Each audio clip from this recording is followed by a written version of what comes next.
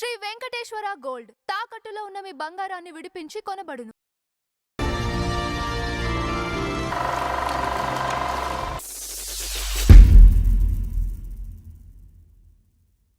నమస్కారం నందమచంద్ర గారు. నమస్కారం అంజబాబు గారు. బాలసుబ్రహ్మణ్యం గారు మ్యారేజీ తన ఇష్ట ప్రకారమే చేసుకున్నట్టుగా సమాచారం అండి. అవును, సమాచారం ఏంటి? నిజం, అది నిజమేనా? పక్కా నిజం, పక్కా నిజం. ఎవ్వరూ ఒప్పుకోలేదు, చాలా కాలం వాళ్ళతో మాట్లాడలేదు.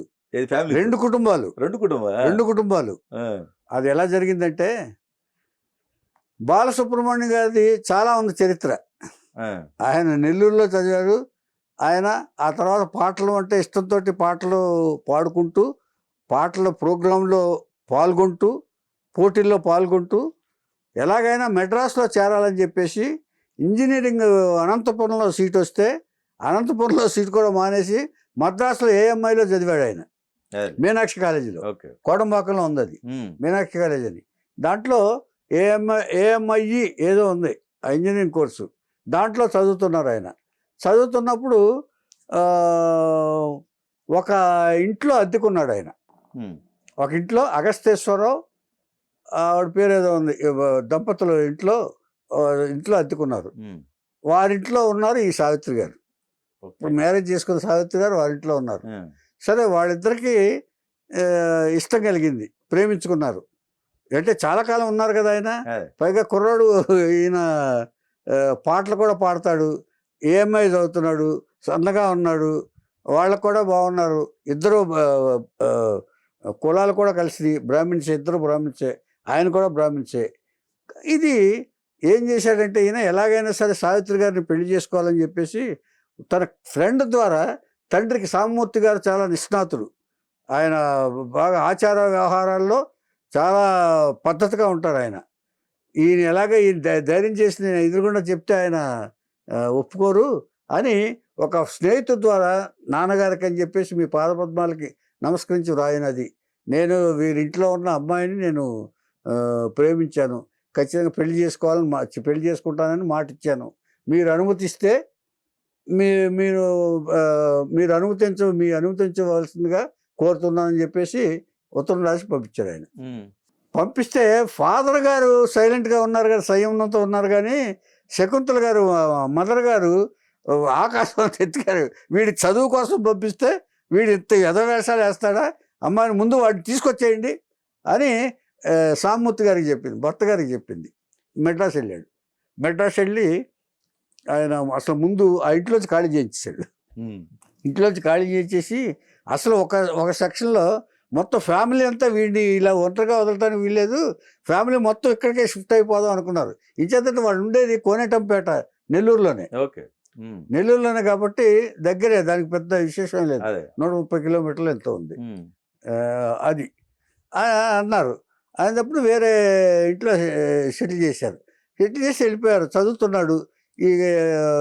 ఈయన ప్రయత్నాల్లో ఈయన ఉన్నాడు. ఎలాగైనా పెళ్లి చేసుకోవాలి, ఇప్పుడు ఇక ఇట్లాంటి వేషాలు వేయొద్దని చెప్పి వార్నింగ్ ఇచ్చి వెళ్ళిపోయారు. ఇక తండ్రి గారు సామమూర్తి గారు మెడ్రాస్ వచ్చారు. మెడ్రాస్ వచ్చి వార్నింగ్ ఇచ్చి వెళ్ళిపోయారు, ఇంటికి వెళ్ళిపోయారు.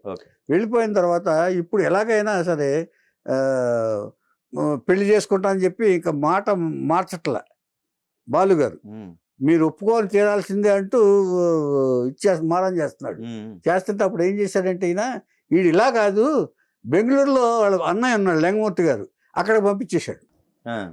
బాలుగారిని అక్కడ పంపించాడు. నువ్వు అక్కడే ఉండు, ఇట్లా రావద్దు, అసలు మెడ్రాస్ రావద్దు, నెల్లూరు రావద్దు అని లింగమూర్తి గారి దగ్గర పంపించాడు. పెద్ద అన్నయ్య ఆయన. పంపిస్తే అక్కడ ఉన్న కూడా వదిలిపెట్టరు కదా.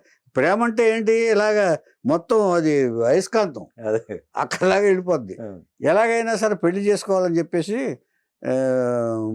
ముందు బెంగళూరు పిలిపించేశారు ఫ్రెండ్స్ తోటి సావిత్రి గారిని. బెంగళూరు తీసుకెళ్ళిన తర్వాత, బెంగళూరు ఉంటే కూడా వాళ్ళ అన్నయ్య గారు ఇన్ఫర్మేషన్ ఇస్తారు, ఇలా లాభం లేదు అని ఫ్రెండ్స్ అందరూ డబ్బులు పోగు చేసుకుని, డబ్బులు లేవు, ఫ్రెండ్స్ డబ్బులు పోగు చేసుకుని ఒక ట్యాక్సీ మాట్లాడి వైజాగ్ వెళ్ళిపోయారు. సావిత్రి గారిని తీసుకుని వైజాగ్ వెళ్ళిపోయిన తర్వాత సింహాచలం గుడిలో పెళ్ళి మొత్తం ఏర్పాటు చేశారు, సెటప్. అక్కడ ఒక ఒక సూర్యనారాయణ గారిని ఒక ఎవరో ఈ ఫ్రెండ్స్లోనే ఒక పెద్ద ఆయన ఉన్నాడు, ఆయన కన్యాదాత. ఓకే. వీళ్ళకి వాళ్ళే అన్ని అడ్జస్ట్ చేసుకున్నారు. అదే. ఆయన పెళ్ళైతే ఆ భార్య కలిపి కన్యాదానం చేయించారు. చేసిన తర్వాత పురోహితుడు ఈ పెళ్లి పెద్దాళ్ళు లేకుండా ఈ పెళ్లి నేను చేయను అన్నాడు. పెళ్లి చేయవేడు బాబు, ఇన్ని కష్టాలు పడింది, ఇప్పుడు నువ్వు ఫిట్టింగ్ పెట్టావనుకో మొత్తం కొంప కొల్లేరైపోతుంది, అంచేత నమస్కారం బాబు మీరు చేయండి బాబు అని చెప్పేసి డబ్బులు ఎక్కువ ఇస్తాం అని చెప్పి పురోహితుని ఒప్పించి పెళ్లి జరిపించేశారు. పెళ్లి జరిపించిన తర్వాత ఎలాగ అప్పుడు మొత్తం 500 రూపాయలు ఖర్చు పెళ్లికి. ఓకే. ఓకే. పెళ్లికి 500 రూపాయలు ఖర్చు అయింది. ఖర్చు అయిన తర్వాత అక్కడి నుంచి మళ్ళీ మెడ్రాసే రావాలి, తప్పదు. మెడ్రాస్ వచ్చి ఒక హోటల్లో ముందు ఉన్నారు ఫస్ట్ వాళ్ళు. హోటల్లో ఉన్న తర్వాత అక్కడి నుంచి డబ్బులు పోగు చేసి ఫ్రెండ్స్ అందరూ కలిసి ఒక అద్దె రూమ్ ఏదో తీసుకుని అక్కడ కాపురం ఉన్నారు. కాపురం ఉన్న తర్వాత ఇప్పుడు ఈ ఈ ప్రయత్నాలు బ్రతుకు తెరువు కోసం ఈ పాటలు పాడటానికి ప్రయత్నాలు స్టార్ట్ చేశారు. సో అలా ఆయన ఇష్ట ప్రకారం పెళ్లి జరిగింది. ఆయన ఇష్ట ప్రకారం పెళ్లి జరిగింది. కానీ పెద్దవాళ్ళు ఎప్పుడు కూడా వాళ్ళని అంగీకరించాలి చాలా కాలం వరకు. కొంతకాలం ఒక సంవత్సరం 2 సంవత్సరాలు పోయిన తర్వాత అప్పుడు ఇక తప్పదు, ఈయన కూడా గాయకుడిగా ఇది వచ్చిన తర్వాత అప్పుడు యాక్సెప్ట్ చేశారు. పోన్లే ఆ అమ్మాయి వచ్చిన అదృష్టం ఏమో గాయకుడిగా పైకి వచ్చాడు అని చెప్పేసి ఒక అండర్స్టాండింగ్ వచ్చారు. వచ్చి అప్పుడు కలిశారు.